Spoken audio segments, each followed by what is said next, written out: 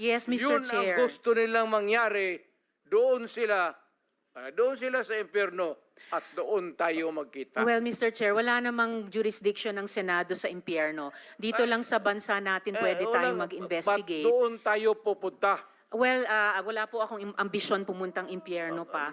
Pero Mr. Chair, ang hirain punto kita, lang ma'am. nito, Yan na lang ang isa sa mga naging palitan ni dating Pangulong Rodrigo Duterte at Senadora Risa Hontiveros sa naging investigasyon ng Senate Blue Ribbon Committee hinggil nga sa naging war on drugs sa nakaraang administrasyon.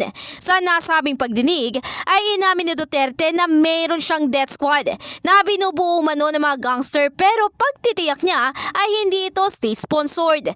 Maliban pa rito, sa ilang parte rin ng pagdinig ay inako ng dating Pangulo ang responsibilidad sa naging extrajudicial killings. That for all of the successes and mali o I and I alone take full legal, moral responsibility. Yan ang iniiwan ko sa inyo. Kasunod nito, binigyan din ng senadora na marapat lang na mapanagot sa ilalim ng batas si Duterte.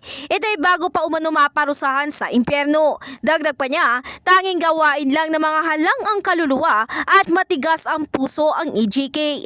Samantala, ayon kay Senate President Cheese Escudero, dapat lang na matalakay sa susunod na pagdinig ang inamin ng dating Pangulo na meron siyang death squad. Ulitin ko, tila hindi naman siya nagtatago at natatakot kaugnay sa pag-amin sa mga bagay na yan.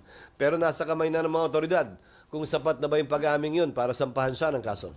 In the heart of changing lives, ito si Brigada Ann Cortas ng 105.1 Brigada News FM Manila, The Music News Authority.